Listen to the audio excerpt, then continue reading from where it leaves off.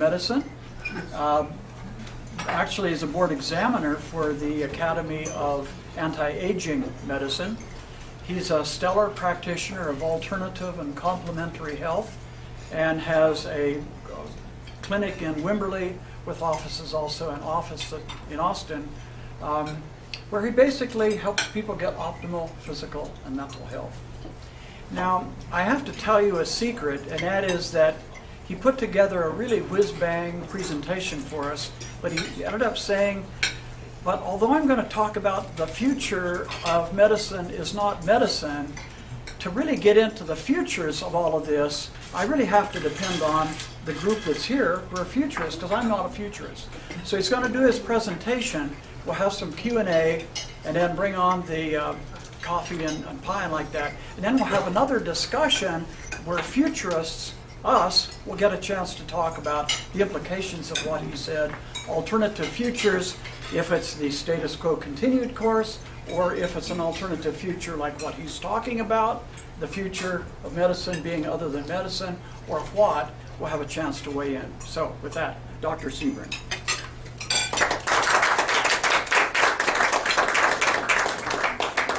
We hooked up? Okay. Well, thank you very much for inviting me. I'm not a futurist like y'all are, that's for sure, but I'm very interested in the future. I think most of you will be able to follow what I'm doing, not only because of the intelligence level, but because of the parts of your brain I know that work. The future is understood kind of in the right frontal part of the brain, where you can take large amounts of data and fast forward it and see where it's going.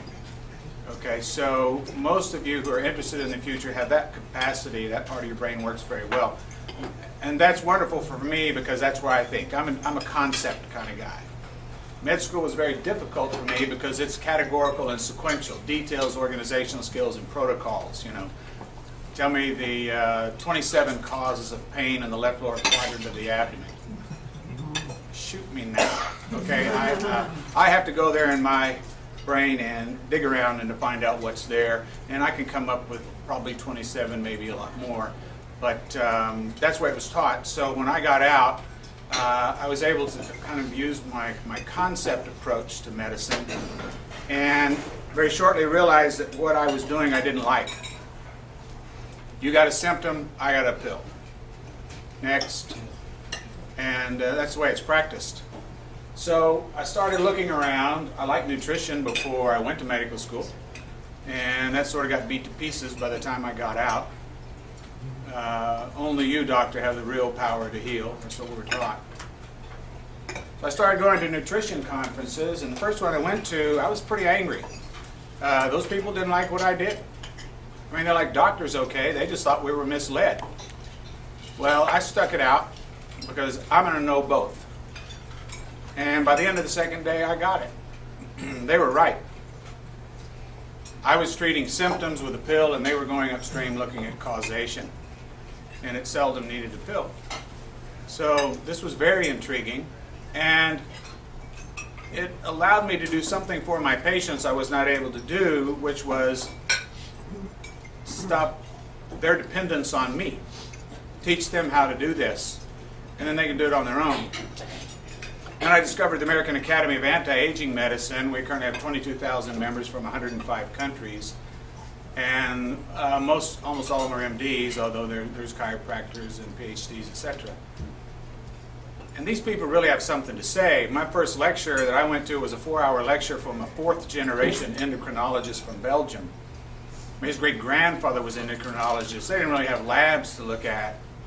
And so as a result, they had to do something very foreign to us, and that is treat people. They had to help this person to get better. They had to be able to diagnose it, the physical diagnosis and history, and then figure out what they needed and treat them. Now you go to an endocrinologist, it doesn't matter what your symptoms are, if your labs are okay, go home, there's nothing to treat. So it's really become very cookbook. Now, the future of medicine is not medicine. That's an arrogant statement by me. That's my assessment of the future. That's what I hope it becomes, and I'm going to do everything I can to see that that's the way it goes. It's not medicine at all. In fact, what I hope to show you here is that the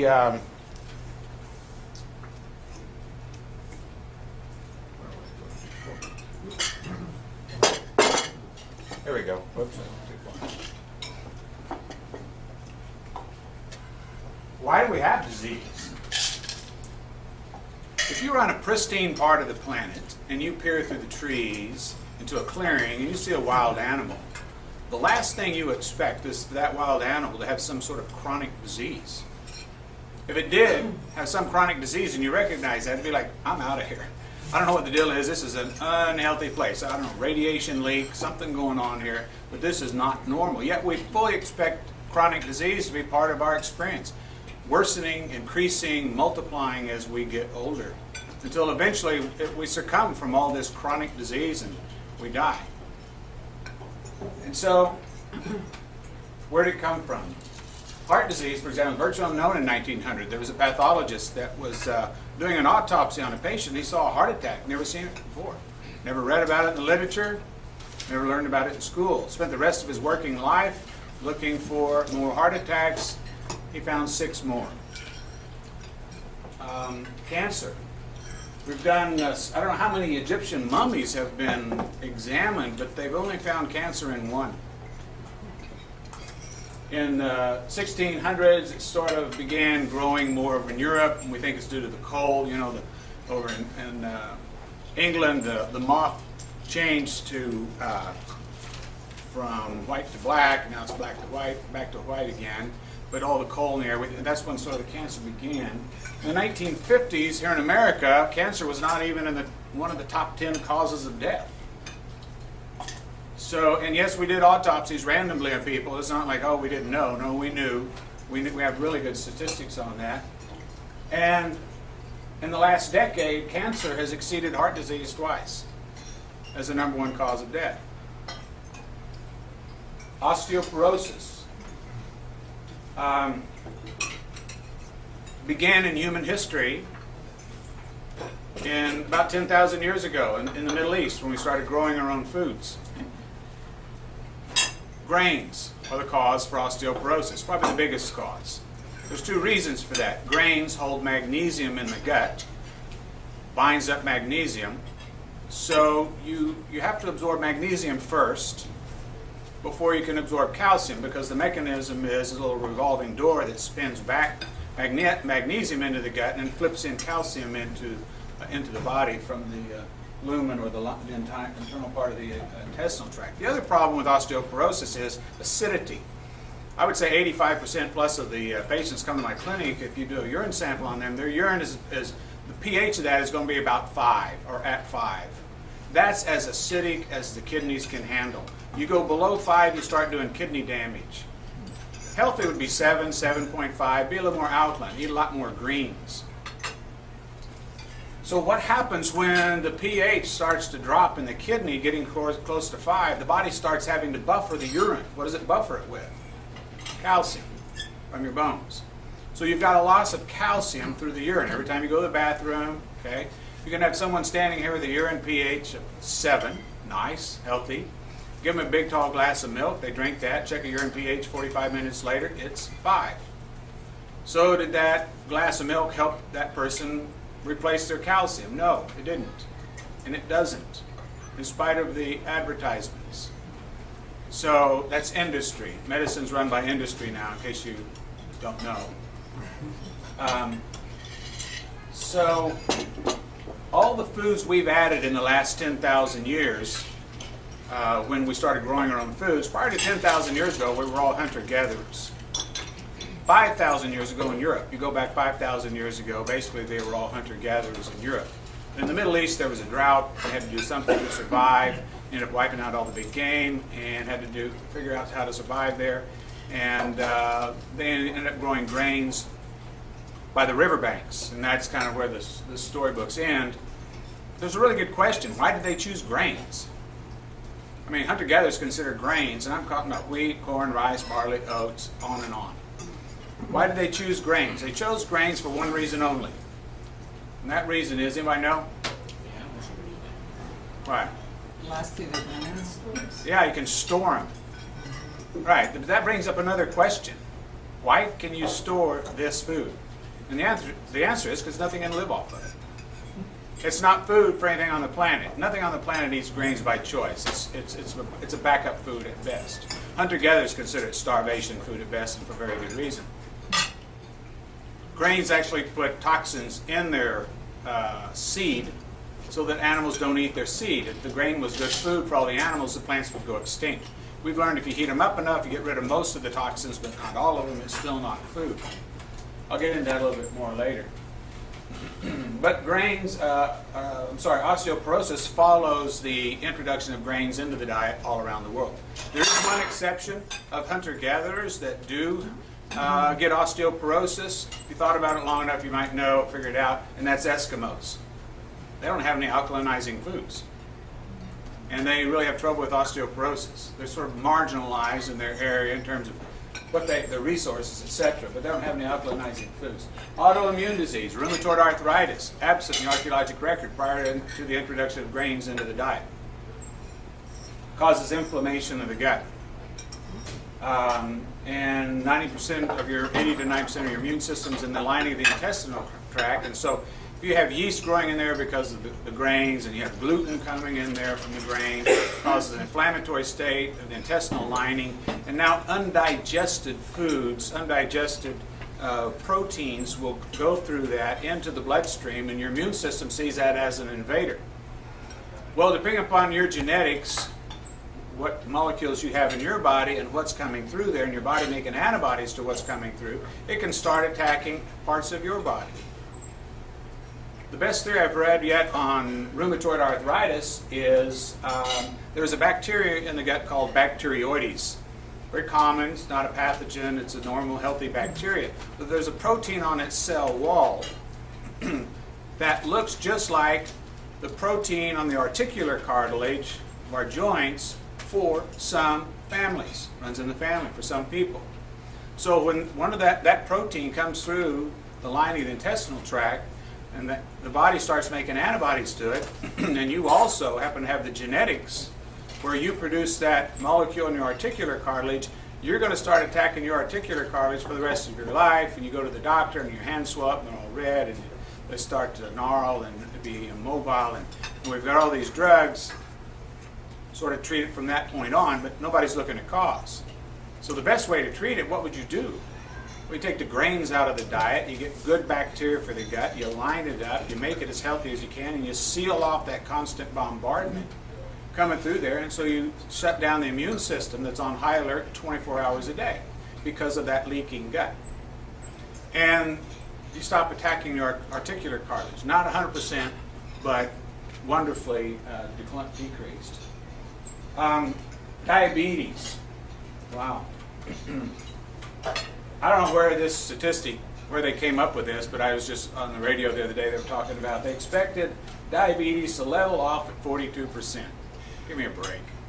I mean, I have no idea. I don't think you can calculate that. It's just growing. It's growing and growing. Until we do something about it, everybody's going to become diabetic. The diabetes is incredibly reversible, and I'm going to teach you how to do that. In fact, there's actually a way to reverse type 1 diabetes so you grow back your own beta cells with a drug called naltrexone. It's basically designed for heroin addicts. You give it in a very small dose at bedtime. It reprograms the T cells, which are our autoimmune cells. You quit attacking the beta cells, and these kids start producing insulin again. But these are all diet related.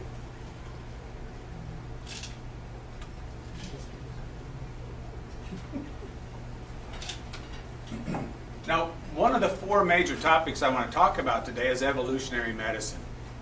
Evolutionary medicine sort of got its name, and the impetus was developed in the 1990s, so this is pretty new.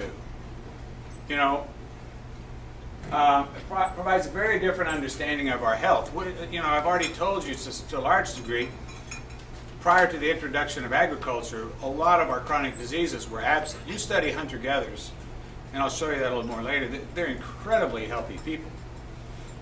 We have a lot of misunderstanding about that. But you can ask the question, when did this begin in human history? Instead of getting out your microscope and looking at the tissue and going, what's going on here, trying to figure out the physiology that's aberrant, and then coming up with a drug to alter that, which is guaranteed to have side effects all over the body. It's going to cost you about $140 to $160 a month, and even more as time goes on until the patent goes out.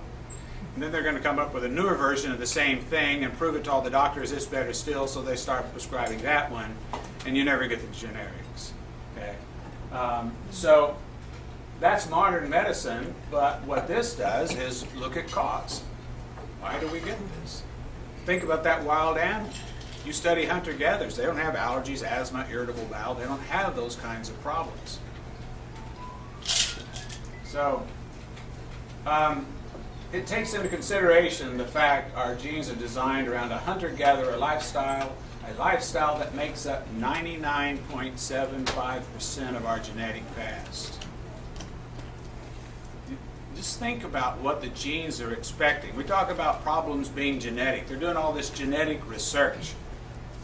But the big mistake is we're ignoring our genes completely. I mean, see if I can explain something to you. Modern medicine is like this. Oh, you got high cholesterol. Yeah, it runs in your family, doesn't it? Mm-hmm. It's genetic. Here's some Lipitor. Well, that's fixing to go off patent. So okay, now they've gotten them on. Here's some Crestor. Okay?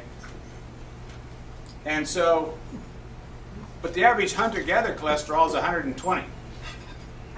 We have data on 228 different groups of hunter-gatherers. The average cholesterol is 120. In fact, the entire range between 110 and 140. When you talk about hunter-gatherers, you're talking about people from all around the world. Talk about a disparate group of people genetically. You mentioned hunter-gatherer, and I don't think you could do any greater than that. So, where's the genes? Well, it works like this. If you're living in the Garden of Eden, so to speak, if you're living in that environment from which those genes came, they're evolved. All those genes fit that environment, or they wouldn't be there. Occasionally you get a new gene that pops up, but that's the rare exception. So for the vast majority, all those genes fit that environment just fine. They can handle the stresses required in that environment. Now, some families have more reserve capacity than others to handle some of those stresses, but they all have enough.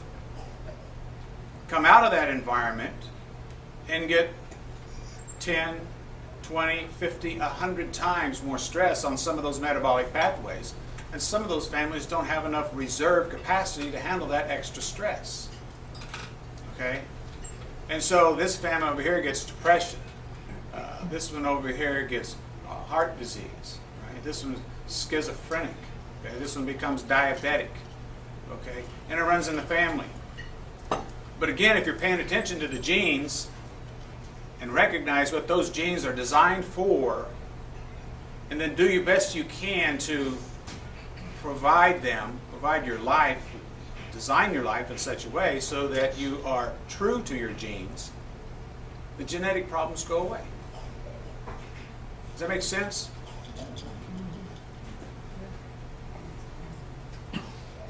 So,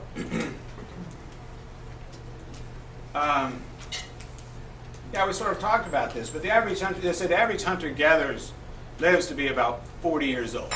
Well, that's really not fair because they lived in the 70s, 80s, and 90s, and their functionality is phenomenal even at that age. There's a high infant mortality, and about 34% of the men typically get killed in combat with neighboring tribes. And you're talking about people in their early 20s, late teens, whatever. That really cuts down on life expectancy for the group. But their functionality, and I'll get into that a little bit more later, is phenomenal as they age.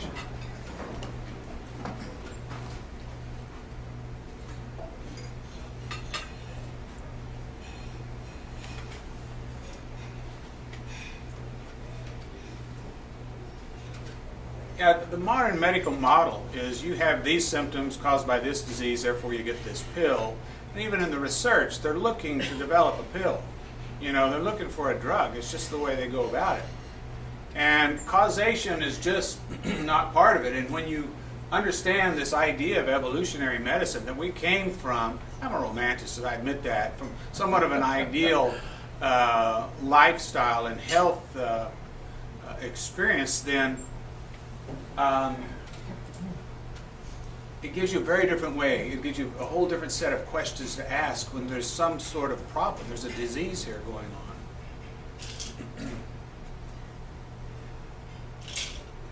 So, I guess I got ahead of myself and sort of answered all this already. We talked that. But, so these are some hunter-gatherers. Not obviously the bald guy's not. But this is some people down in the Venezuelan jungle. And I want you to look at these people. They're just, are they wretched? Are they shriveling? Are they just barely eking out a living? You know what the average hunter-gatherer work day is? Anybody know? 2.5 hours. Thank you. 2.5 hours. Exactly right. Early farmer, 10. Today, what, 14, 15? You know, and you do that at work, you do your work, then you go home and you got honeydews and, you know, and you got to do those things. So, yeah, they're very healthy.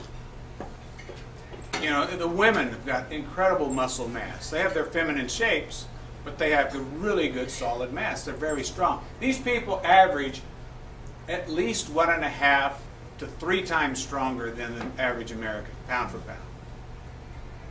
Okay, so there's some things we're not doing right. And why did we get weak? People, oh, we're the weak one out there. No, we're not weak. We made ourselves weak. We just over-engineered this whole experience.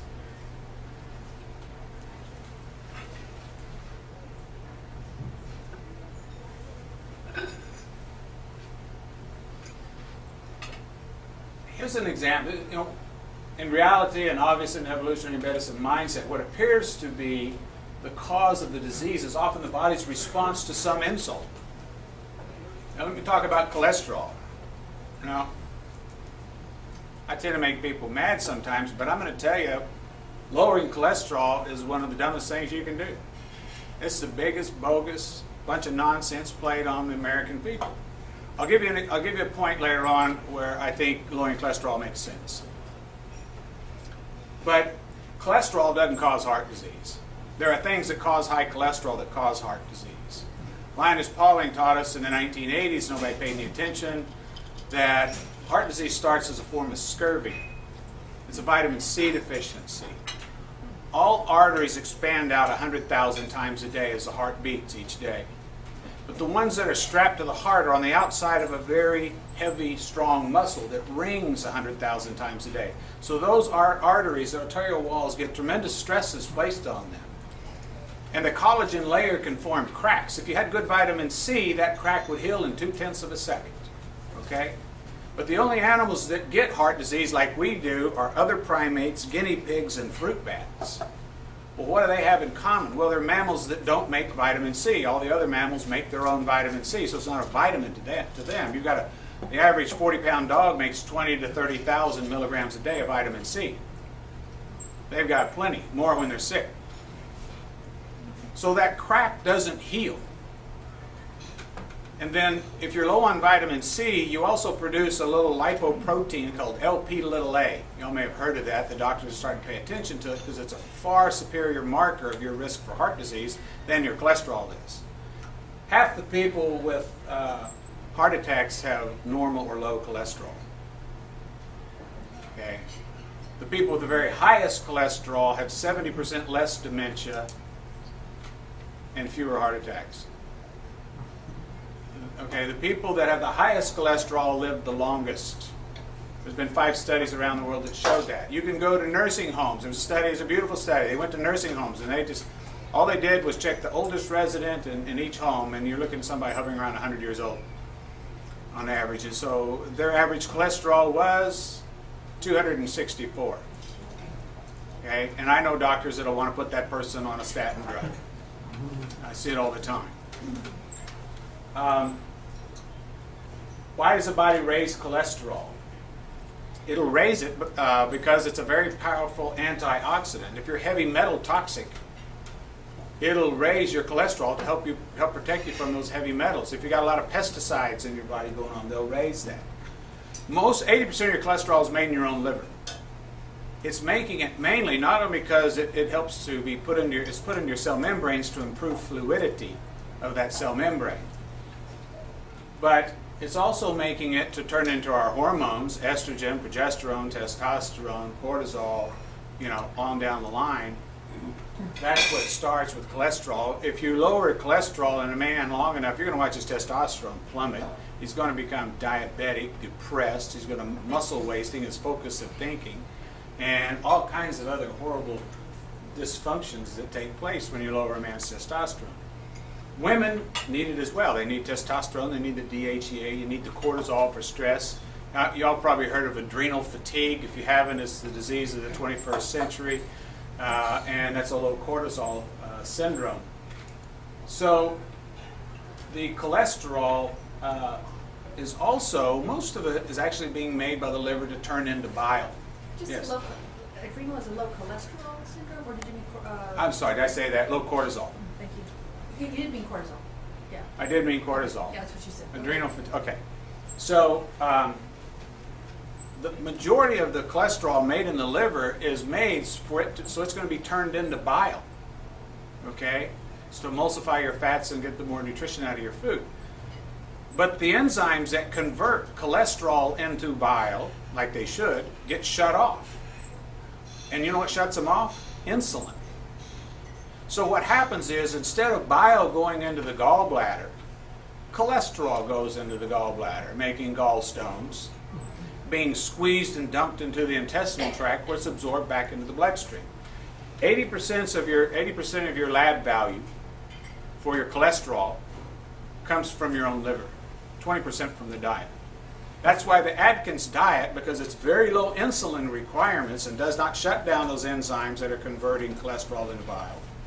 That's why the Atkins diet lowers everybody's cholesterol about 50 points, even though you start with steak, bacon, eggs, and sausage for breakfast, right? No carbs, so there's very low insulin requirements. So your cholesterol gets turned into bile, and you watch your cholesterol drop, and your good cholesterol goes up. So if you've got heart disease, what do they tell you? Lower your fat, right? Why do they want you to lower your fat? Well, I'm real cynical about this, because they tell you to lower your fat because the American Heart Association, those people sit on the boards of pharmaceutical companies now, and they love for people to lower their fat. Because if you lower your fat, what are you also getting rid of? Your protein, because those two come together. What's left? Carbs. Well, that didn't work too well for lowering your cholesterol. So this is how misinformation gets out there. This is what the dietitians are taught, and that's why none of what we do seems to be working. We're not paying attention to the genes. We're listening to industry.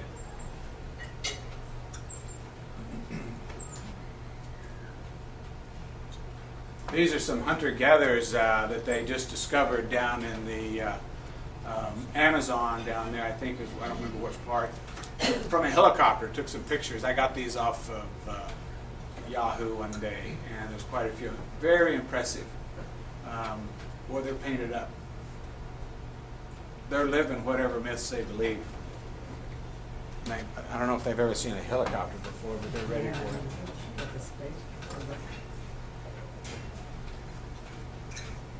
A lot of people think these people, we'll sort of talk about it, they're eke out a living. Lauren Cordain at Colorado State University wrote an article, Stark Evidence of Periodic Starvation Amongst Hunter-Gatherers.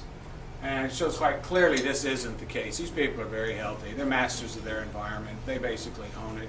2.5-hour workday, that gives you an idea of what kind of control they're in. If they want to chop down a tree, they usually go over, grab a few rocks, bank, bank, bank. Pretty soon you got one so sharp you could shave with it. Chop down a little sapling, wrap that around it, tie it off, and chop down the big tree.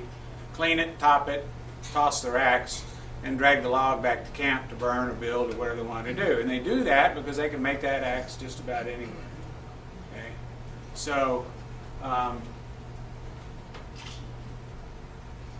these people also aged at a much slower rate than what we realize. Hunter-gatherers, there's never been a group of hunter-gatherers that even have a word for arthritis, because they don't get them. their joints don't wear out like ours do, even into their 90s. One of my patients he's been a patient for about 15 years, and I write all kinds of articles, and they're all over the clinic, and I try to put them here and there.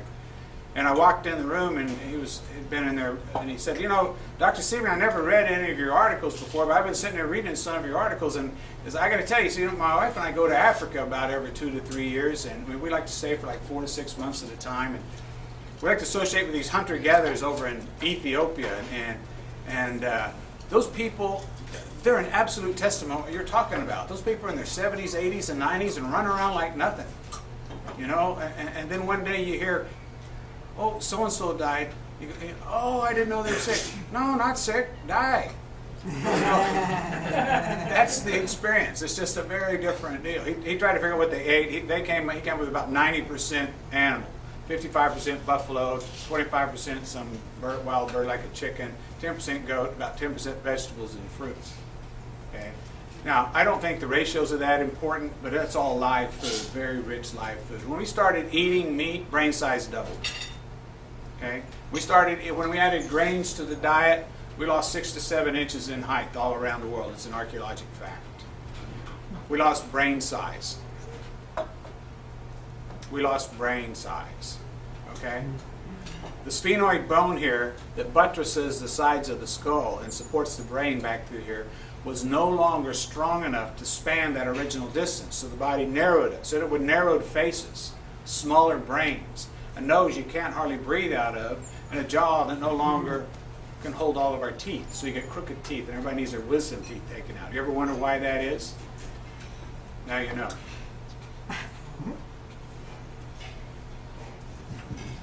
So, yeah, we have to assess their age differently because they didn't wear out like we do, the joints. And if you're looking at the, sorry. I know, I'm fine. Okay.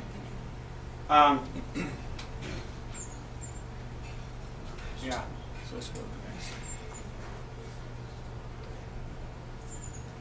next. These are kind of fun. It's not lengthy, but Captain Cook, y'all know him, discovered Australia and this all around, and wrote of the Morai in New Zealand in 1772. It cannot be thought strange as these people enjoy perfect and uninterrupted health. In all our visits to their towns, among young and old, men and women, come crowded about us, prompted by the same curiosity that carried us to look at them. We never saw a single person who appeared to have any bodily complaint, nor among the numbers that we have seen naked did we perceive the slightest eruption upon the skin, or any marks that eruption had been left behind. A further proof that human nature is here untainted with disease is a great number of old men that we saw, appeared to be very ancient, yet none of them were decrepit, and though not equal to the young and muscular strength, were not a whit behind them in cheerfulness and vivacity.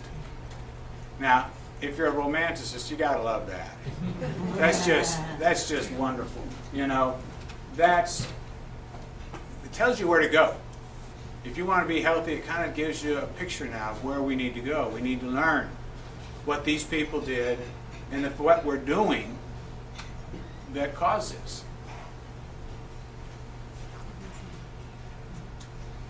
This is some more hunter-gatherers. They don't look weak. They look pretty solid. And I think he's probably trying to look mean right now. I don't know. But just want to give you some examples here. This is also good. The French explorer Rene Ledonnier, in his exploration of Florida in 1564, noted, "The agility of the women is so great they can swim over great rivers, bearing their children upon one of their arms. They climb up also very nimbly upon the highest trees in the country. Even the most ancient women of the country dance with the others." They don't have this downhill decline, okay? They have this functionality curve that is much more square. Boom. Okay? By the time you're 30, you realize you don't heal as fast as you used to. Wow, that scab should have been gone a long time ago, but it's still here. And you sort of project that on out through time, and you go, pretty soon I'm subterranean out there. And that's not, we all know about the 96-year-old man somebody found dead in the garden one day, and he fixed his own breakfast that morning. You know, there are these people that maintain their functionality. We all know them. This George Catlin in the 1830s describes the Crow tribe, an American Indian tribe. They are really a handsome and well-formed set of men as can be seen in any part of the world. There's a sort of ease and grace added to their dignity of manners, which gives them the air of gentlemen at work at once. I observed the other day that most of them were over 6 feet high. It is but to paint a vast country of green fields, where the men are all red, where meat is the staff of life. Okay? So if you eat meat, it needs to be free range. Okay? It's what we do to them. It's not the cow or the steer or the bull. It's what we do to them. So we've sort of gone over this first part here. Follow the lifestyle. The genes are expected and disease does not happen. Okay? Consider a wild animal in a pristine part of the planet. If you shoot an old tiger and you go over there and open its mouth, teeth may be worn, but it's going to be clean, pristine, very functional. Probably not missing any unless they broke them on something. These people look really sick, don't they? They also got a lot of vitamin D, which I encourage everybody to take. I usually recommend patients 5,000 international units a day, every day, except during flu season. Then you double it to 10, and it's far superior to the flu shot. I'm sure somebody would like to shut me down for saying that, but the research is out there. Just 10,000 a day. Finland gave everyone in their country 10,000 international units a day for over 20 years. It virtually eliminated osteoporosis, reduced cancer, depression, allergies, and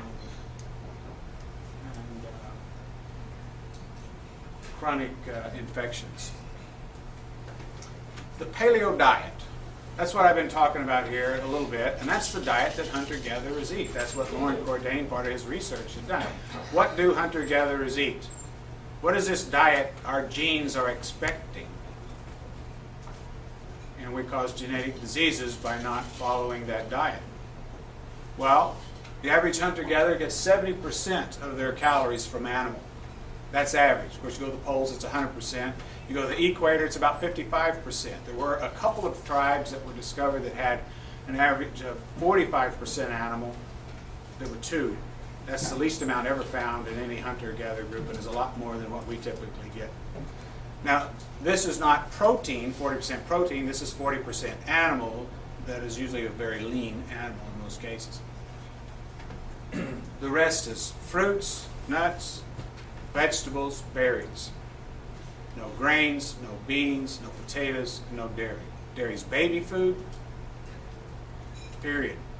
It's designed for a baby. 99% of white people are allergic to dairy. 100% of blacks and Hispanics are. Okay? You get a histamine release from it, so sometimes it wakes you up a little bit. The bacteria in the gut take the casein, the major protein that's in dairy, and turns it into something called a casomorphone. It has a morphine-like effect on the body. Well, that's a wonderful thing to happen if you're a mom and you're nursing your baby and you want it to go to sleep. Because then they get this morphine effect and they kind of look drugged, you know. So that works very well, but it's not good for adults. We're all looking for a state of calm alertness. Calm and alert. Yeah, that sounds good. Okay.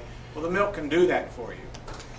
But with the histamine release and stimulating you in the casomorphine-like effect, but it causes a chronic inflammatory state of the gut. It promotes viral replication, and you end up with the morphine-like effect, which you don't really want if you want to be alert. So, let me just say that if you had a bowl here, let me just illustrate this diet a little bit better. If you had a bowl here of chopped up raw beans, chopped up raw grains, chopped up raw potatoes, right? That wouldn't look like food. It wouldn't smell like food. It wouldn't taste like food. And if you ate enough of it, it'd kill you. That's not food, okay? Now, vegetables, fruits, and berries, they're calling you with their bright colors, going, hey, look at me, look at me. And when they're the most bright, they're the most nutritious. They're even scented, pretty compelling. And then we eat them, animals eat them, and then 10 miles down the road start depositing their seeds in piles of fertilizer. that's the propagation strategy of those plants. That's why they spend so much energy to produce that fruit for us. Okay, so there's a coevolution that's been going on. The plants learn to feed the animals learn to live off the plants. In times of drought, then the plants will actually produce extra products in their fruit or vegetable that allows the animals to deal with the stress of that drought. Because they don't want those animals dying out. If they die out, this plant's spending way too much energy on its seeds that aren't going to get scattered and used. They were better off having something that the wind blew around and took a chance on using big numbers of seed. Okay? So these wild berry juices that you read about, the acai and the noni juice and the goji juice and the mangosteen and all these wild berry juices, they work. If they truly are wild, they actually have products that go straight to our DNA and turn on and turn off big banks of regulatory genes. I've seen it work miracles with patients. I mean, blood sugars just dropped down to almost normal. The guy that drinks 4 or 5 Cokes a day, he's diabetic. He's not going to change, but he drinks his berry juice. And he went from a hemoglobin A1C of about 11.2 to 7.2 just by drinking this. That's a big change, by the way. Rheumatoid arthritis, another one. Sleeping problems, another one. You just see it.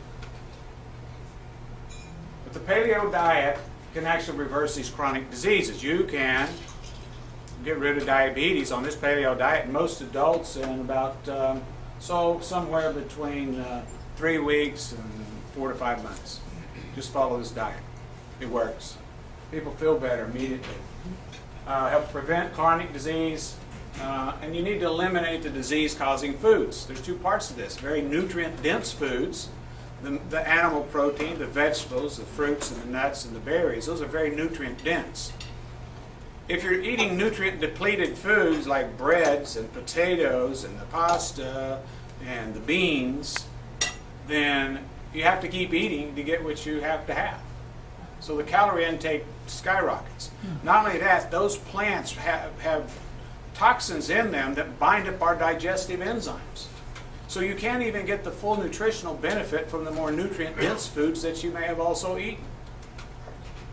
So we're starving. You got to keep eating. You don't get satiety. I always recommend start your day with a 14-ounce buffalo steak hot off the grill. Guaranteed to get you through the morning. Now, if you really want to be smart, have a bunch of little spinach or something to go with it to get a little alkalinization. But that's the way to start your day. Try it someday. Leftovers is also extremely easy, and that's what hunter-gatherers often do.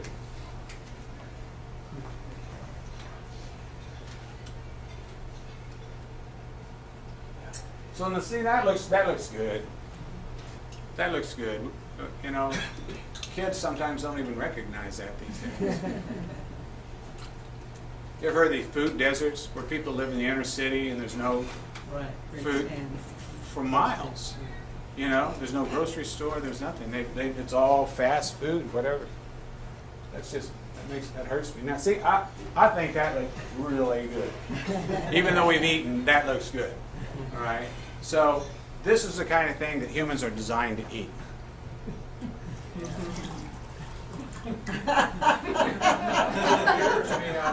Just for fun. I love it. I put this in it. You know. So if you don't eat nutrient-dense foods and you eat those others, you got to keep eating. Your body will do it. It's the reptilian brain takes over. It's not a will thing. I've seen it. Now this is kind of interesting. Paleo diet and orgasmic birth. This is something that just sort of blew me away. I had 6 women in my practice that had done paleo diet during their pregnancies. They did incredibly well. 5 of them had had babies before, and they sort of came in and said that was a very different experience. That whole delivery was very different. A couple of them told me, and a third one did later, Dr. Stephen, I don't believe what happened. I had an orgasm pushing that baby out. Now, I've been a fan, and one said she had 7 or 8 with contractions. And I've been a fan of this diet for many years at this point, but this was a little much. I didn't know what to make of it. And why am I hearing this? Why didn't somebody else know about this? Somebody's got to know somewhere. I'm looking for support. The only thing I came up with is, at the time was, okay, you get kicked out of the Garden of Eden, whatever that means, You're no longer a hunter-gatherer anymore. From the sweat of thy brow thou shalt earn thy bread. Okay, your workday went from 2.5 hours to 10. You're eating bread now, and we're going to multiply pain in childbirth. Oh, it didn't used to be that bad. Okay, that was all I could come up with. And then the compounding pharmacists, they started talking about this new trick they had using oxytocin. Oxytocin they would put sublingually under the tongue, let that dissolve. If you have sex in the next hour, it increases dramatically the intensity and duration of orgasm. Well, that sounds like fun, but the interesting thing to me was oxytocin is what the pituitary puts out in huge pulsations during labor and delivery that causes the uterus to contract. That dual activity of oxytocin is not an accident. If a woman is having orgasms with her contractions, all those endorphins are blocking down the pain. They're going to the baby. How beautiful is this? We just over-engineered this. So apparently you need to have your body in tune with the paleo diet and lots of omega-3s, and they're stronger, their pain sensitivity really drops. And one of the Earth Mothers that was at, I call it that, but she was sort of a massage therapist and at a nutrition conference that we have here about every other month, functional medicine conference. And so I just tossed this out there to the several I was talking to at the time to see what would happen. And this one gal says, well, delivery is supposed to be orgasmic. And I said, say that again. And she did. And I said, well, why? And she says, well, because it is. And I think she sensed my frustration with that answer. And she said, well, I think there's a book written on this called Orgasmic Birth. So I'm on the internet as soon as I can get there. Type that in. Well, there's just tons of stuff on it. 2020 did a deal on it, and they interviewed Christine Northrup about it. There's documentaries on it. And you just see these women, it's usually in warm water, and ideally their husband is sort of behind them, holding them, kissing them on the neck, and just sort of getting this whole mood and their experience of the contraction. You watch it, it's different, okay? There's no screaming and thrashing around. It's a very different experience. So, yeah, that's real. And I just think the paleo really helps to set the stage for that. It gets the physiology more appropriate. We talk about reversing diabetes, heart disease. I clean out coronary arteries in my clinic, like to do a calcium score. One of the things that's very key and very important for the cleaning that out is to get on the paleo diet. I've seen that do it by itself. Check a CAT scan again a year later, and their calcium scores have dropped quite dramatically. You can clean that stuff out. I know the cardiologists, the bypass surgeons don't like me to say that, but you can. Autoimmune disease, you stop the leaking of the gut. My basic formula for every patient that walks in the door is paleo diet, omega-3s, and good bacteria for the gut. And then in the last few years I've added in vitamin D, because we always aren't getting enough of that. Cancer.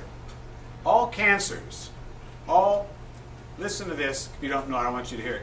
All cancers are obligate glucose eaters. They have to have sugar.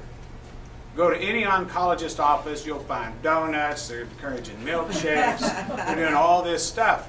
And what they'll tell you is, oh, if you're losing weight, you're losing the battle.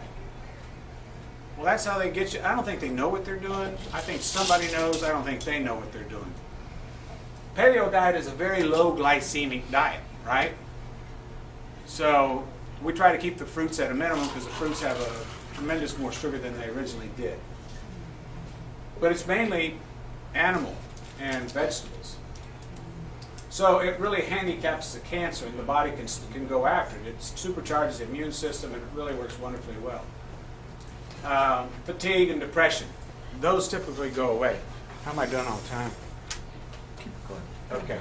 Well, I just wanted to show you, this was my latest grandson, 4 days old, 9 pounds, 9 ounces, paleo mom.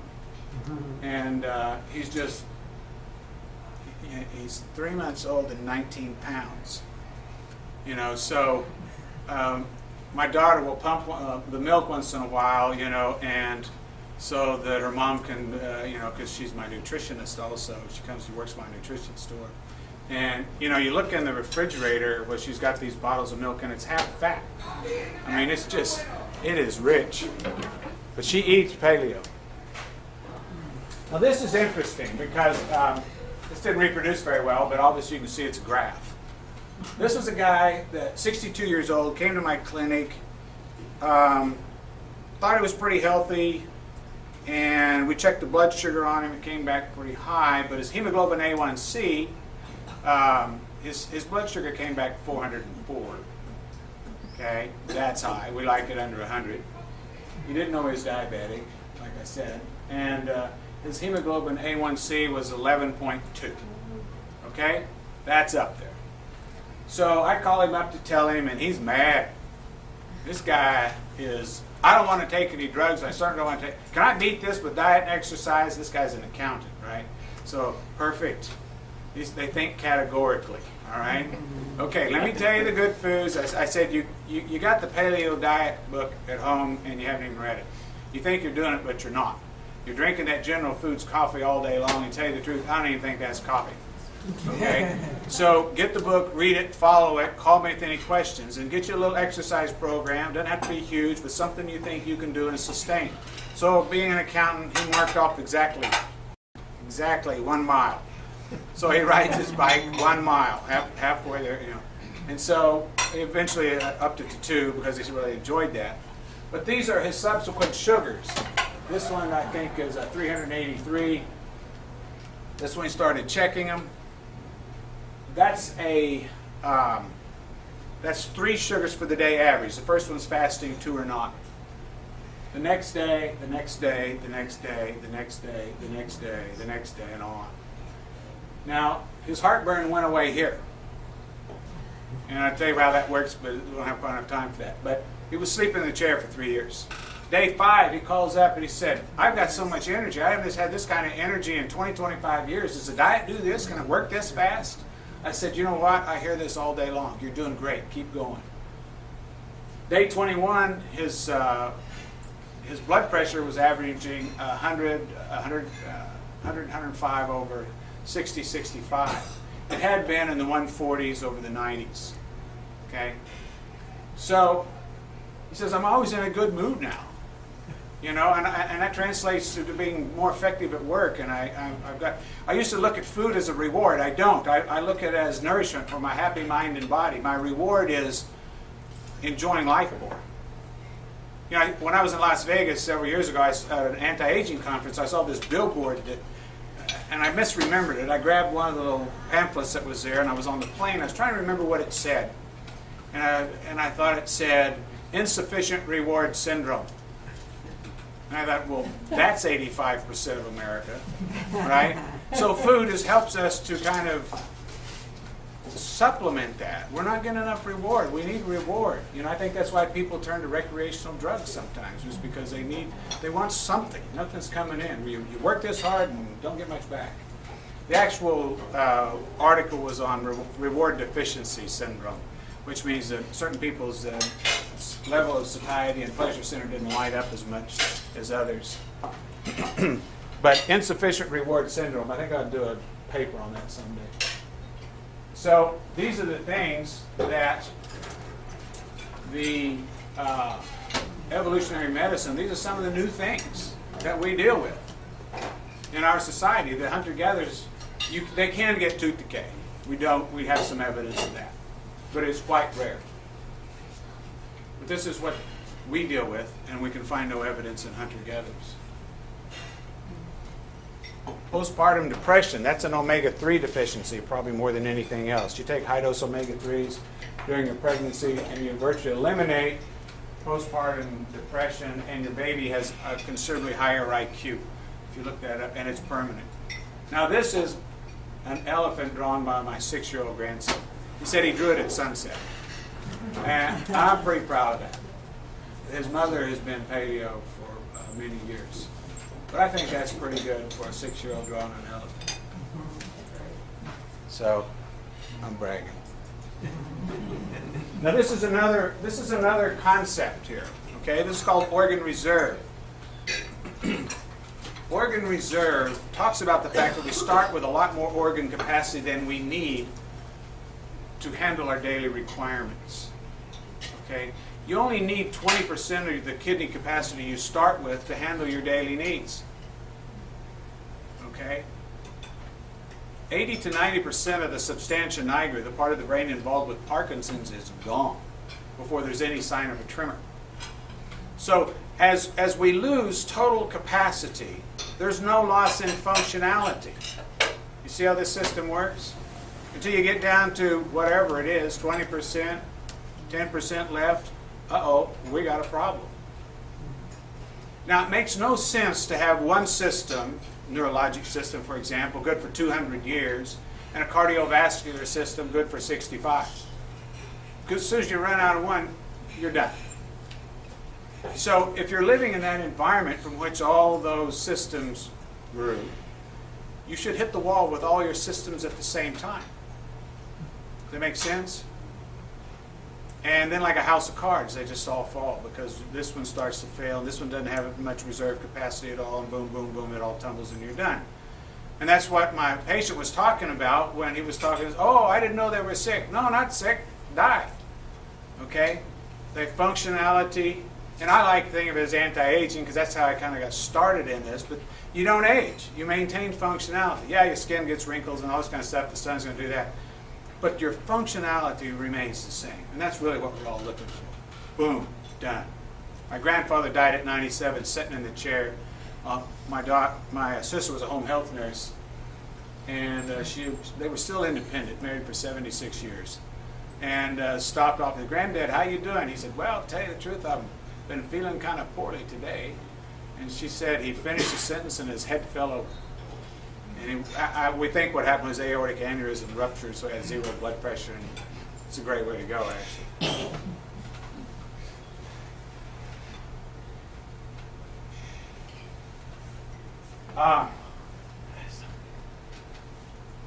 This is just organ reserve theory is the way to stop aging as we think of it. Just be kind to those systems so that you're not insulting them along the way. Treat them, give them what they're expecting. That way we maintain the functionality at 100% until we die. It's a much more friendly way to think about aging and life on this planet. You know, we get mad at all these aches and pains. You see the bumper sticker, you know, old age isn't for sissies. You know, and they're it's tough stuff these folks are dealing with.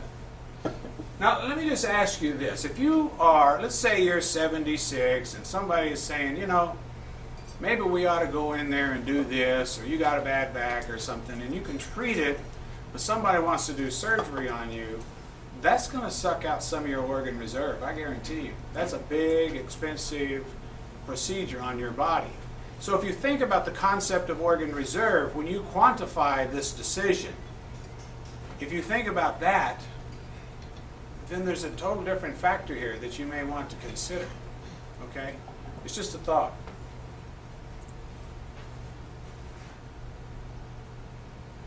Orthomolecular medicine is just using our own chemistry to treat us.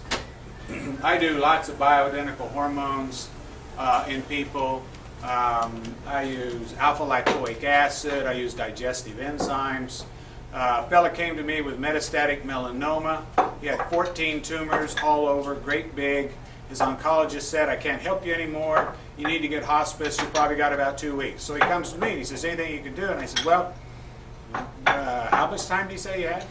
And so I said, well, yeah, maybe I can help you. So I put him on IV vitamin C. We got him up to 70,000 milligrams IV twice a week. I also put him on digestive enzymes, proteases, digest protein.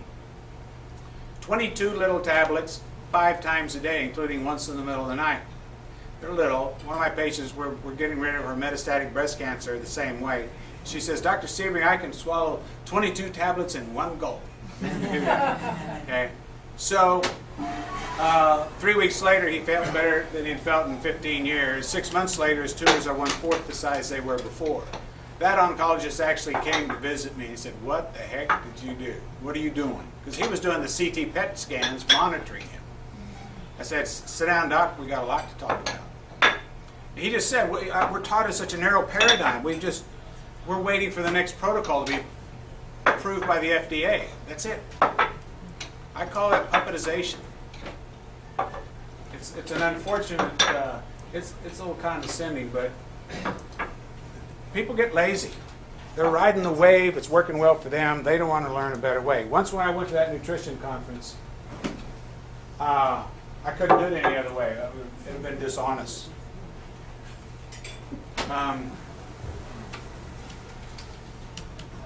You can treat adrenal fatigue with your own chemistry, minerals, vitamin C, potassium. I do a little herbal stuff too. I don't do a lot of herbs, but they're very wonderful in some areas. And the good news, it's almost always curative.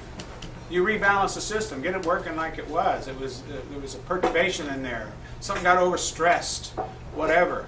And you get that back. The body wants to heal. I want you to keep that in mind tremendously. The body wants to heal.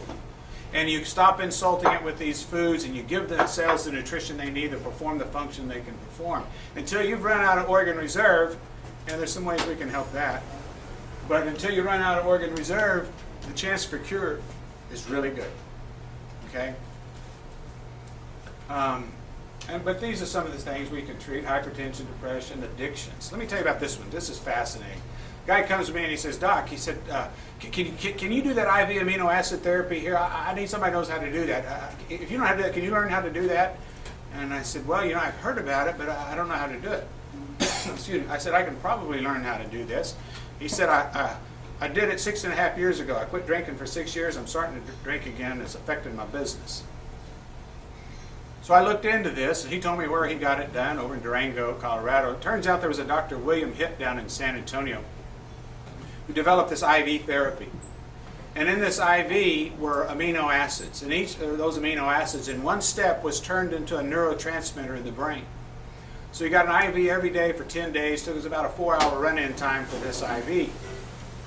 And what's interesting, they treated alcohol, cocaine, Valium, Vicodin, food, sexual, the addictions. It didn't matter. What was interesting was 5 years later, 80% of those people still don't have the problem. There is nothing like that, not even close, for addictions. It's like top off all your neurotransmitter tanks. Okay, back off. Let the DNA take over. Okay? Or, modern terms, reboot. Okay? And so these, the body wants to heal. Usually what happens in a lot of these things is, something in the body, this goes high, which causes this to go low, which causes that to go high. It's like a dieseling engine, if you know what that is. So that's, the hormonal deficiencies is kind of my specialty too. That's a lot of fun. I use a lot of detoxification to get rid of the toxic load of the body. We have so many toxins these days. There it is. This is just a break. I have a lake that leaks, and then when it's full, it's really fun to get. It's about a 4.5 foot tall waterfall. You can go get under that, and, play Robinson Crusoe or whatever, Tarzan. Have y'all ever seen that video? It's 1934. If you like this kind of stuff at all, to me, this was pivotal in my life, I think, in understanding what life should be. But in 1934, there's a Tarzan movie where Tarzan and Jane, and they walk out on this limb of this big tree that's overhanging their swimming pool that they always was swimming. And he shoves her off. And she's got this evening dress on. I don't even remember what the situation before. Some twig catches her evening dress and just rips it off of her. And she goes in the water stark naked.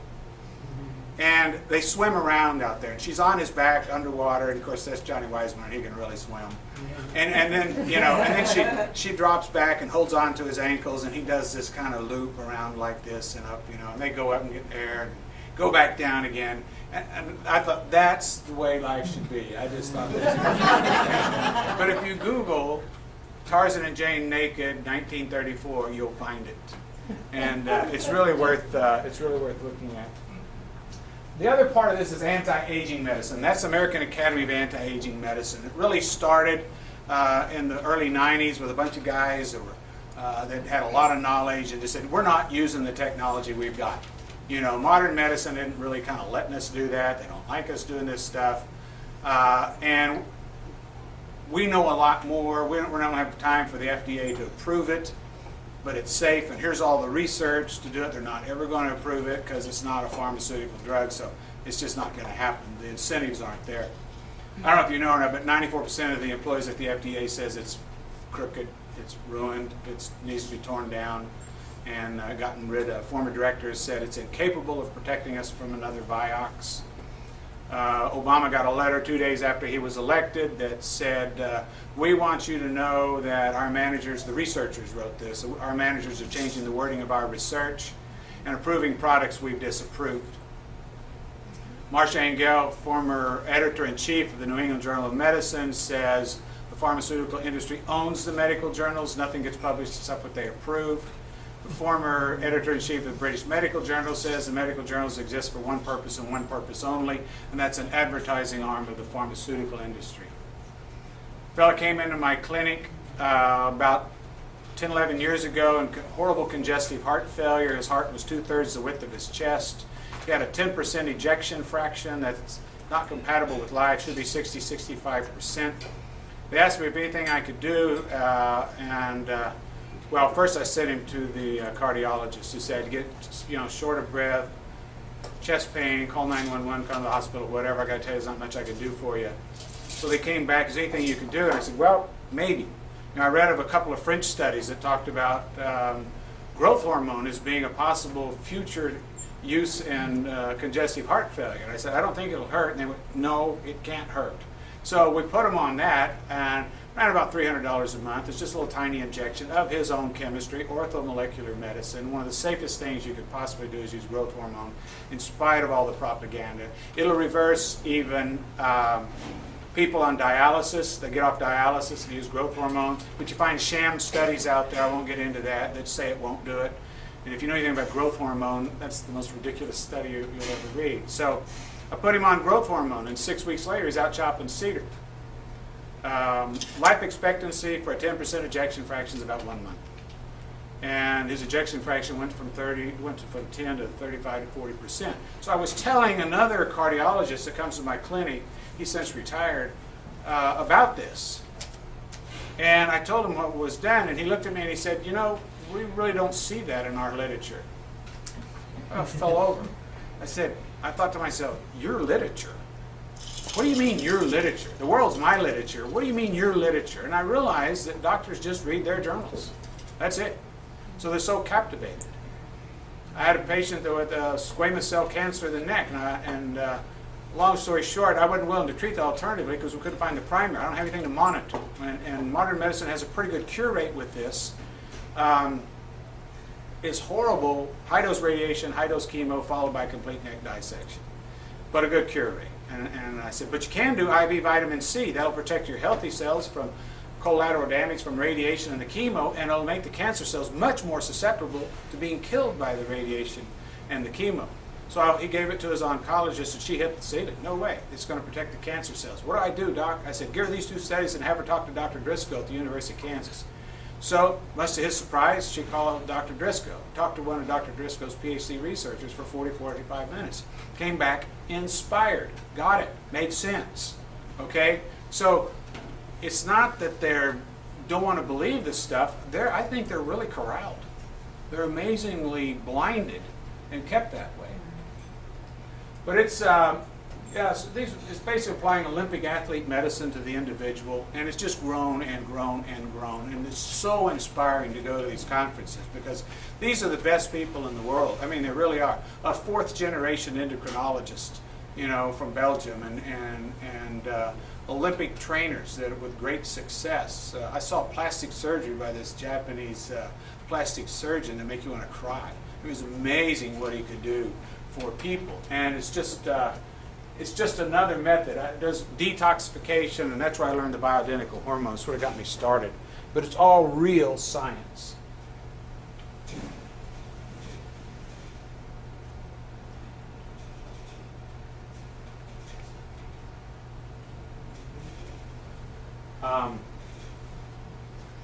Bioidentical hormones, I say, after the paleo diet's the most bang for the buck.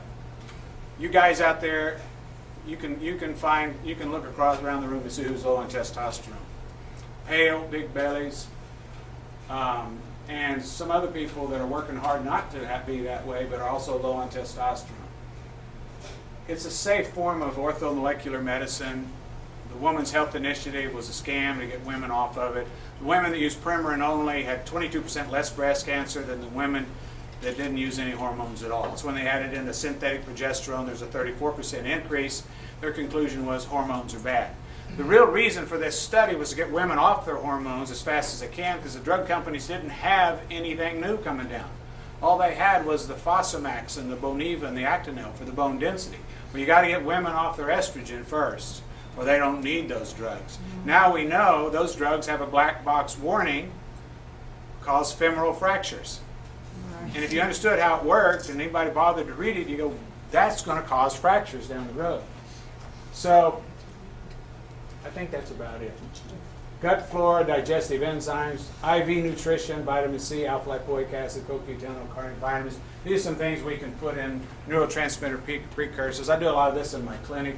I hope other doctors start taking it up because it's an incredible way to treat people. And this is my mom. I don't know.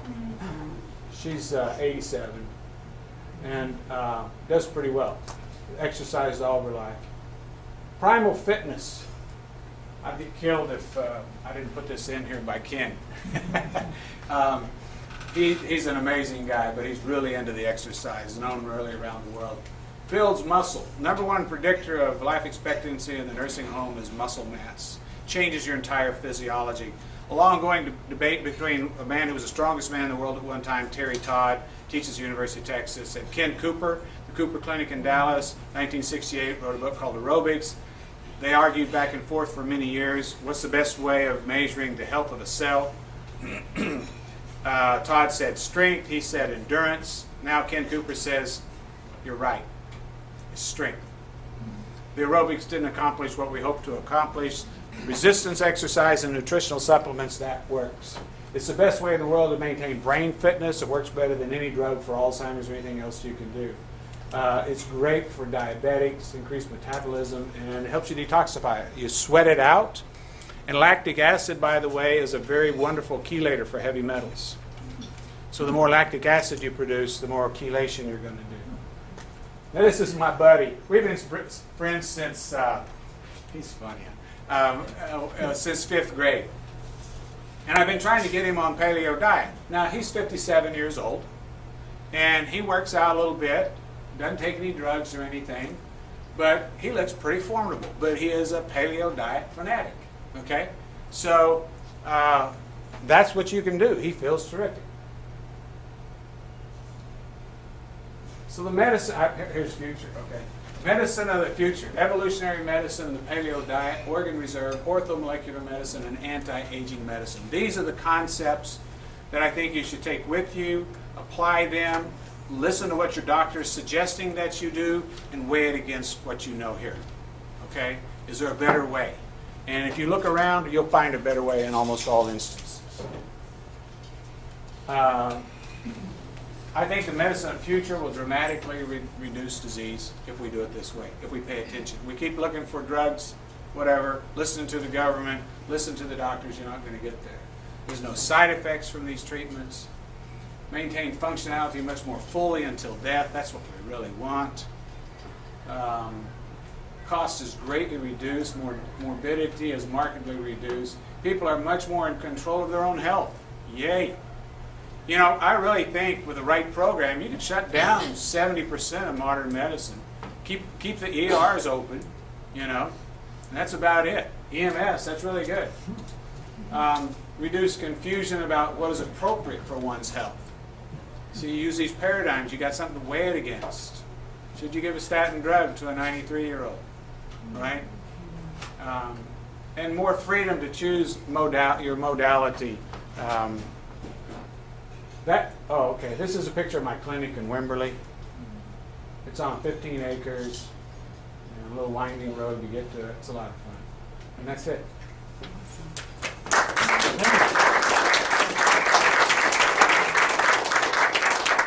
think now, for the first time, I understand why when you phone his cell phone and you don't get him, and you get the phone mail, what you hear is, rum, rum, rum, rum. Now I know why. So let's get our coffee and pie and come back, and we'll have some Q&A and then some good futures talk. Yes. Thank you very much. So just one comment. The chocolate pie we have up here is German chocolate, and people need to know that it contains nuts and coconut. Thank you. First rate. They may come see me with questions, and I teach them, and they go home. But I just don't. I think the hospitalizations are going to be a whole lot less. I think, first of all, if they know what I know, the last place they want to go is the hospital. You know, so the reluctancy is not their first choice; it's like their fifth choice. But I'm glad we've got hospitals. I'm an MD. I'm glad they're there as a backup. So I think you have a lot less hospitalization, a lot less morbidity, meaning the accumulation of more and more disease at a worse and worse rate. Somebody becomes diabetic, they get inspired to get healthy. I forget who said it, might have been Osler, but that said the secret to a long, healthy life is to have a chronic disease and take good care of it. Okay? However, what you're citing is still anecdotal evidence. My question goes to developing statistics. Well, I have a plan to do that. I have a plan to develop statistics on millions of people if it goes through, and I think it will. So what kind of vitamins and supplements do you recommend? What I mentioned earlier was everybody comes to my clinic, I recommend omega-3 fish oil, usually about 2,000 milligrams a day of actual EPA and DHA. You need to get the triglyceride form and not the ethyl ester form because it's 4 times better absorbed and there's no toxicity. So it's more expensive, but it's far better for you. A very good probiotic, okay? A really good acidophilus. Could you say what a good probiotic is? Because there are several. Well, there's one called VSL3, which is 4.5 billion colony-forming units in a little packet. It's kind of expensive, so I save that in case you get diarrhea from a bacterial infection or something along that line. You're having some real trouble. But my favorite company is Pharmax, Pharmax. It comes out of England, and that's the only one that isolated theirs from a human being. Come find out we have receptors for it. They have electron micrographs of it lining the intestinal tract up to 200 cells deep. So that's how something found in the body at 1 times 10 to the 8th can protect you from something found 1 times 10 to the 14th, which is that bad bacteria going through the middle. And we don't have enough for the statistics yet. You know, you can look at all the research. There's lots of research to support every step of what we do. But nobody's put it together as a meal plan, so to speak, to watch and see what happens. What was the don't get again for the fish oil? An ethyl ester form. You want a triglyceride form. I also recommend vitamin D, 5,000 a day for everybody, every day. Adults, children, you just kind of graduate it on down. 1-year-old, give them 1,000 a day. You know, and they've got the little liquid stuff. If it's liquid, you only need half as much because it's if you have little drops on the tongue, it's twice as well absorbed. But 10,000 a day during flu season really help protect you. If you happen to get the flu, then you take 100,000 a day for 3 days. And it'll really reduce your symptoms. Can I ask and a really sensitive question? Go ahead. What about flu shots? Well, you know, there's so many aspects to flu shots here. What I would say is they don't work. Number one, they grossly inflate the numbers and the number of people that die from the flu. It's usually about 2,000 to 3,000 people a year. And they say it's 30,000 to 40,000 people a year. No, those people died of pneumonia that should have been treated with an antibiotic that was started by the flu. So if you want to call that flu, go ahead. I don't. I don't trust it at all. The first few people that came out, all the experts said the swine flu is a man-made virus. The man who created Tamiflu said it's a man-made virus. And now they just put it in our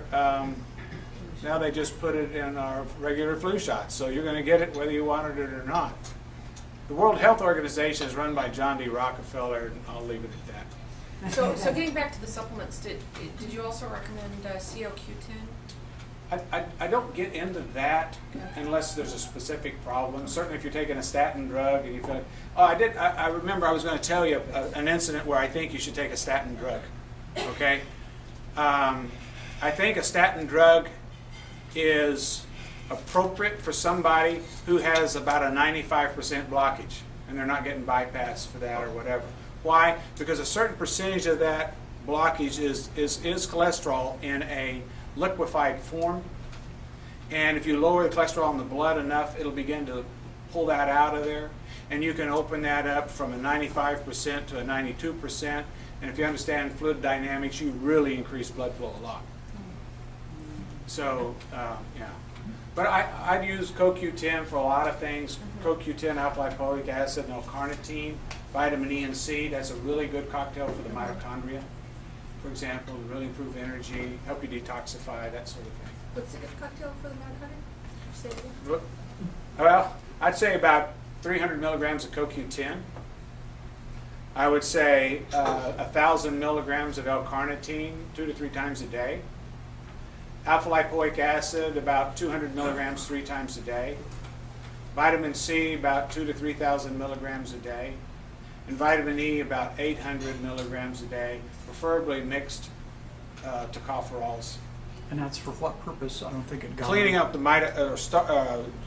improving mitochondrial function. Mitochondria is what takes the food we eat and turns it into energy. They decline in number and functionality as we age, and that unfortunately is part of the aging process. Some other questions? Sir? Yeah, and as I mentioned to you, what you say seems to fit a lot of what I've experienced and done in the past. And a lot of what you emphasized had to do with getting your primary diet from meat. Now, we're involved in future projection issues, and one of the big things that we see in the literature is that the amount of meat that's available for such a huge population is limited. And the idea of our population, when we're talking about 8 billion people now, being able to eat Well, there's the that problem. much meat is an issue from a how's it going to happen in the world. Well, I think at some point we need to put our feet on the ground and recognize what the real problem is. The real problem is we could have a utopia here if we just have enough intelligence to start limiting population. They talk about how much it costs to raise a cow and all that energy. That's grain-fed livestock. I don't like grain-fed livestock. I like free-range beef, and that's what's in my freezer at home. I've got a 48-acre little ranchito in Wimberley, and it provides me about 600 pounds of beef a year. And that's almost enough. So, and it's not very productive land because it's pretty rocky stuff, But I think that there's ways to do this. You can grow chickens, you can grow worms, you can do all these different things. You can grow worms to feed your chickens.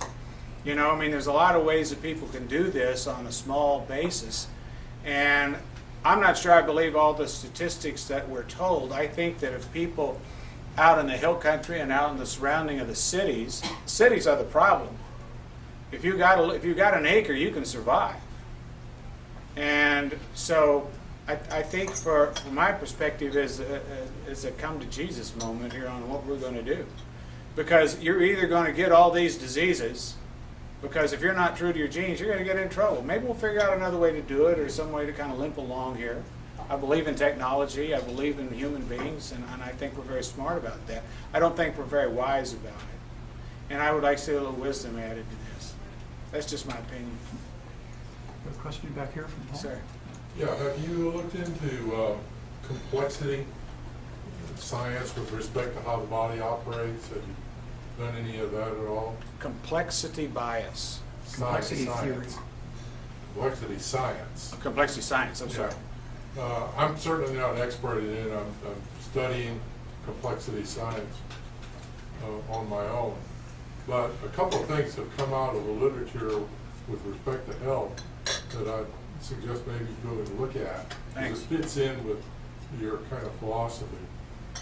Generally, we take the heart, for example. we generally think that what we want is a regular heartbeat. As it turns out, that's the last thing you want, because your heart, a normal heart, beats chaotically. Its beats are not the same every time, and it's got a pattern of chaos.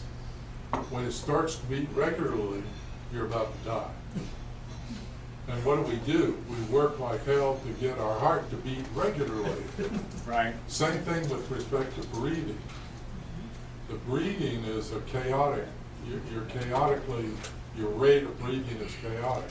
Children demonstrate this very well. They'll lift an arm and their heart rate will go up. Yeah. If an internal medicine doctor was listening to a child's heart rate, they only treat, adults, they would think that the person has a cardiac arrhythmia when it's a normal, healthy, functioning child. Exactly.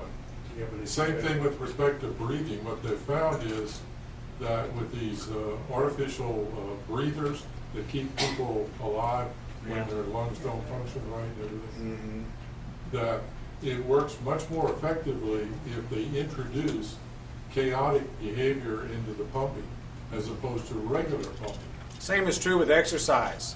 You really need to vary your exercise. The people that get out and run 5 miles every day lose lung capacity. Okay. Same thing. You're already thinking about it. Guess I was. Yeah. There's one more question, and then we'll shift toward talking about the future implications here. Well, one of the things you mentioned at firstly was beans. What about plant proteins generally? Soy, beans, or perhaps a few others, and what about starches from things like potatoes, non-grain sources? Well, I mentioned that bowl I told you, this nasty bowl that'll kill you if you eat enough of it raw. One of the ingredients there was potatoes and beans and grains. Okay, those aren't food. Those plants don't want their seed eaten. They put toxins in it. They're very nutrient depleted. They bind up our digestive enzymes, so you can't get the nutrition out of the more nutrient-dense foods that you may also have eaten during that same meal. There's nothing good about it. If you're going to a Burger King and you want to order there, I suggest you throw away both buns. You can have the pickles and the lettuce and the onions and and all the meat you want. And that'll last you longer in terms of satiety and energy than if you eat that bun. And so starches are overrated. You don't have to have starches at all. The body can take, you want to think about protein as time-released glucose. The liver will take protein, turn it into sugar for you all day long. Time-released. Work harder, makes more. That's how we're designed. Okay? That's why we burn out our pancreas, because of all these carbohydrates. When I did the Atkins diet, my husband and I first did that, people were criticizing me a lot, but what I found was that I started enjoying my fruits and I could taste them again. Right. Because before, when you had all the whites, Pastas and stuff like that ruins your taste buds. It's got much more flavor. I was like, this apple didn't taste. There's a as bouquet good. of flavors there now that you Right. begin to rediscover. I started- If, exactly. if you go from Atkins to paleo, what you lose is dairy and the deli meats, but you gain fruits and nuts and vegetables. You know, now you can see why it's all the virtues. And that's what you start craving for. That's right. Just for the heck of it, just go to a restaurant like Carino's. They'll let you have spinach instead of pasta. And the trick is to get Right. more and more of the restaurants to know Yes. those substitutes. Yeah, when I went to a breakup, and at the time they were serving spinach instead of the pasta, they were serving spinach for their lasagna dish. And it was so fresh and good, and then they stopped serving it. Well, that's the thing, you need more people to say. That's right. So we have about 10 more minutes. Futurists sometimes say that there are several ways to look at the future. There are plausible futures, there are probable futures, and there are preferable futures. And then people like Ellen Kay said, the best way to forecast a future is to invent it. So one way of looking at what happened here tonight is a way to look at the future is to invent the future. And I think that's really what we've heard here in terms of what Dr. Sebring has talked about. But so what do you see as the main implications of this? What is the probable future related to what he said? Same as usual. Well, not just relative what he says, because he said, he doesn't think, and I don't think, that people are going to buy a paleo diet anytime soon. There's too much inertia into doing things the way they are. But I think what we can anticipate in the next couple of years is a general collapse of the world economy. And that's going to confront us with a lot of painful choices. We've just come out with a Bowles-Simpson plan for reforming government spending. Well, I've run the numbers. It's too little, too late by about 20 or 30 years. What's going to happen is to phase out Social Security, phase out Medicare, Medicaid, veterans care, child care, agricultural subsidies, government defense spending. We're essentially going to have to phase out about 80 or 90% of what government spends. If the system stays together, Yeah, if it stays We together. also need to phase out all there's the fast food possibilities for restaurants. collapse. Then, of course, that we're going to be faced with the thing is that if people are aware that there are alternatives, they'll be more receptive to them. But the world is not going to support eating a paleo diet at this point, not with the number of people we have. We can see in other countries where, you know, you see all these starving people walking around that are overweight. Well, how did they get to be starving and overweight? It's because their local economies can support a certain kind of food production which isn't good for them. You don't have to go to other countries to see all those people. Yeah.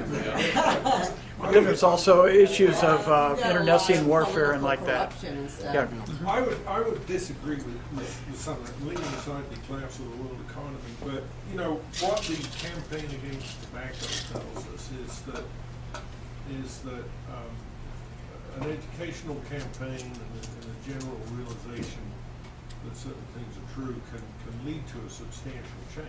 Not a complete change, but it can lead to a substantial change. And it's not just, this doctor was talking about, you know, this kind of a diet.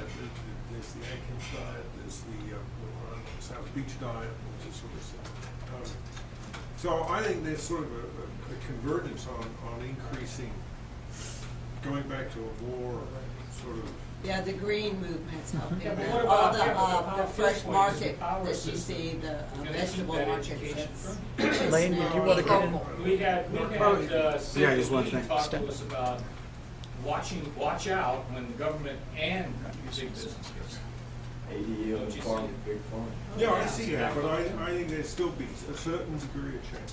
Yeah, so on one hand, you've got the power, including the power to influence government, the power of big business, okay, including big pharma, okay, big food industry, Big big whatever, it's big business, and they're and influence on media. So like at least the mainstream kind of media and print media, because that media is consolidated and is influenced by the advertising of big business. It's all for sale. Yeah, it is. It's all for sale. just So for you're sale. not going to get investigative reporting that's neutral and challenges business. But on the other hand, a potentially balancing factor is the internet and discussion forums and the ability for people from a grassroots effort. Having a video of a presentation like this Yeah. on our website Yeah. and on Vimeo and getting it out there. Yeah. There's a book called The Vegetarian Myth written by a gal that's, I just love her. She's so passionate, and she used to be vegetarian. But there's a statement in her book. She said, when mankind put the plow to the soil, he set forth the chain of events that will end in his ultimate demise. Yeah, that you're on the point that I was about to make, because one of the most there's a lot of very interesting things in what you had to say.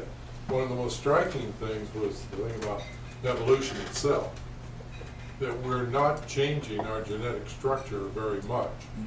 A lot of other scientists have been thinking about that and studying it, and the kind of conclusion that some have come to is evolution is continuing outside of our bodies, that the evolutionary process that we're in has moved outside our bodies into the social structures and the thought patterns and everything that we're doing outside of our bodies. That leaves us with a really big problem, if that's true, because it says that the bodies we're in are going to be stuck back in some past time period, and we're developing intellectually far beyond that. And that really bothers me. But one of the things I heard Dr. Sebring saying is that if we really take care of our genetic history in terms of the diet that we have, then we free ourselves up to mentally and emotionally be free to do all this other evolution that we're doing with social I would technology. disagree with that. I would disagree with that because, you know, intellectually we've gone and we've created all kinds of new things, new toxins. Yes. New, you know, plastics. You know, what a great creation plastics was. That's the most toxic thing ever Radio created. frequencies. You know, Right. radio frequencies, Wi-Fi, Right. nuclear, energy, you know, chemotherapy, all radiation therapy, all of that. And literally we're inventing things to kill ourselves every day. Every day. And so I agree with Paul that we've taken the evolutionary battle outside of our bodies because now we're creating things that are causing problems and issues. That's why we have so many cancer rate, such a high cancer rate, you know, and high death rates from cancer. Can I make one point about evolution here? That with the kind of population we have on Earth and the kind of mobility of breeding populations on Earth, evolution has probably come to an absolute stop in our case. Yeah, it's basically what's In happening. general, the larger the population, the slower the evolution. Extinction's happening a lot faster than evolution. Okay, yes, please. I'd like to amplify a little bit in terms of what Wayne said. I see the future is one of great hope in this area. Number one, we have seen over the past decade consumers involved in e-learning to take control of information for themselves. They are no longer satisfied with traditional medical approaches. They're seeing others have different results. So the clients and patients we see today are much more informed. I think the thing that is going to change is when we can get this kind of information out to the public so that they can make their own decisions and take control of their own health. And I think that we have a population and an evolving population that is seeking to accomplish that. They are no longer satisfied with the results that they have seen for the past decade. But actually, just to extend on that, the whole concept of journalism and what I said about investigative journalism and stuff. On one hand, you've got the consolidation of media that is for sale through advertising to the big corporate people who want to do us harm or whatever. But on the other hand, with things like cell phones, all of them having video cameras, we're seeing a huge rise in citizen journalism. We see a huge rise of nonprofits doing investigative research and bloggers. And now some of the blogging, you get conversations going on that's not necessarily productive, but certain bloggers gain respect because people start seeing that what they're writing about makes a lot of sense, and they get a following.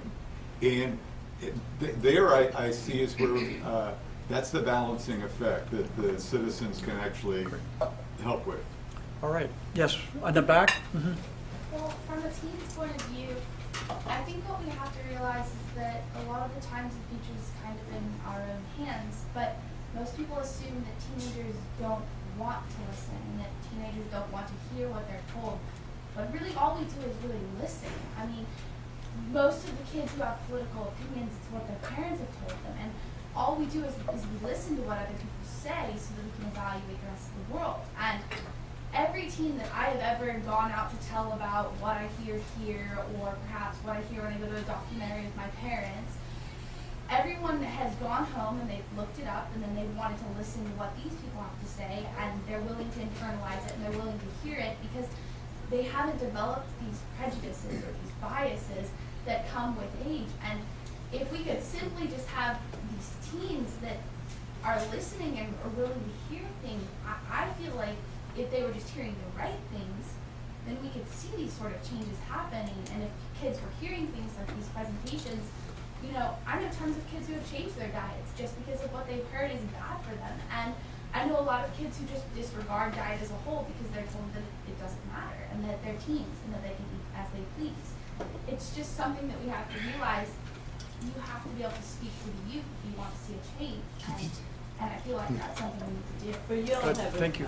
You all also read a lot on the internet and stuff. You don't just chat to each other, because don't you also learn a lot about the world that way too? Exactly. Which we didn't have. But I love this, the comment, Yeah. because the teens and young people in general, because they don't have the biases, they're like sponges, and they're experimental. You know, in the 60s and 70s, they experimented with all sorts of drugs and things like that.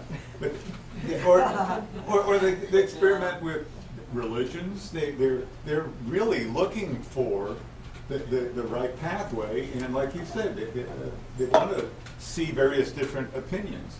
And I think your generation is the ideal one to see the groundswell from the citizen journalism, whatever, and balance that against a big corporation and make up your own mind, and then take the leadership role as you get into the workforce.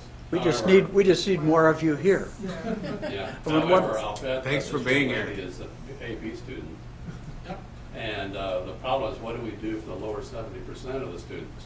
Most of whom are not that sharp. One last comment?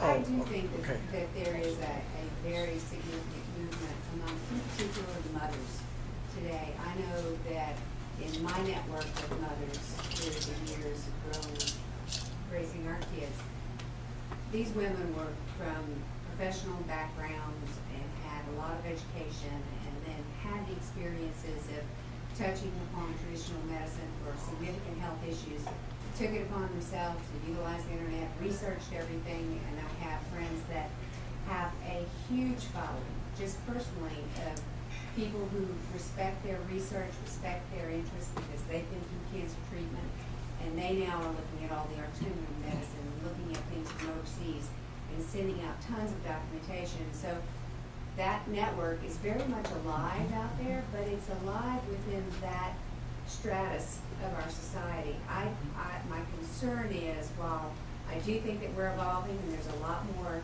interest and knowledge amongst people who have a certain level of income and access to technology and understanding the level of information that's presented here tonight, once you start moving further down, and my background's in nursing also, so I've done case management in very poor populations. It's very hard when you start coming down to take what we had tonight and get it into that level and help them to internalize what that would mean to them and why it's so much overvalued. That's really the challenge. Thank you. The kids, like my daughter and her friends, they'll have access to that, and we'll open the door, they'll get it. And if we continue to perpetuate what we learn from one another, then we'll also get it. And at that level, we will spread that information. But beyond that, which is a much larger percentage of the population, we really have a barrier that I don't really know how to overcome.